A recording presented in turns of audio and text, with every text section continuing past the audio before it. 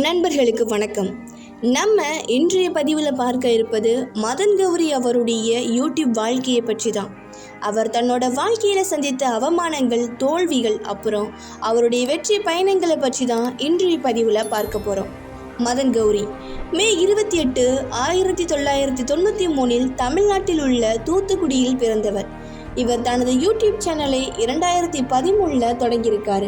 மேடையில் தனது சமூக வர்ணனைக்காக நன்கு அறியப்பட்டவர். 2016 இவர் தனது யூடியூப் சேனலில் வீடியோ பதிவிட தொடங்கியிருக்காரு. ஜனவரி மாதம் 2019 அவர் தனது வேலையை விட்டுவிட்டு முழு நேர வேலையாக யூடியூப் சேனலை தொடங்கியிருக்காரு. இவர் ஆங்கராகவும் யூடியூப் சேனலில் பிரபலங்களை பேட்டி எடுக்கவும் ஆரம்பிச்சிருக்காரு.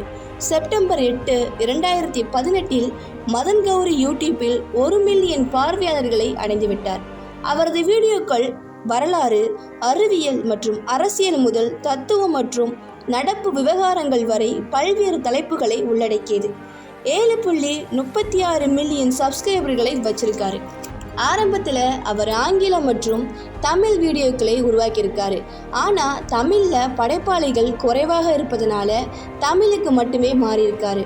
மதன் கௌரி 2013 தனது சேனலை தொடங்கினார். ஆரம்பத்தில் அவருக்கு அதிகமான ரீச் கிடைக்கல. தொடர்ச்சியாக கடின உழைப்பு மற்றும் தொடர்ந்து வீடியோக்களை வெளியிட்டதன் மூலமாக இன்று பெரிய யூடியூபராக இருக்கார் மதன் கௌரி. மதன் கௌரியை சிலர் ஏன் கௌரின்னு பெண்ணோட பேர் வச்சிருக்கன்னு சிலர் கிண்டல்களும் பண்ணியிருக்காங்க. அதையெல்லாம் அவர் பெரிதாவே நினைக்கல. இருந்தாலும் அவருடைய வாழ்க்கையில் சில புறக்கணிப்புகளும் இருந்திருக்கு. அதை நினச்சி ரொம்பவே அழுதுருக்காரு. அப்புறம் தனக்கென்று ஒரு சேனல், தனக்கென்று ஒரு பாதை ஏற்படுத்தி கொண்டு இன்று 7.36 மில்லியன் சப்ஸ்கிரைபர்களை வச்சு இன்றைக்கு பெரிய யூடியூபராக இருக்கார் மதன் கௌரி.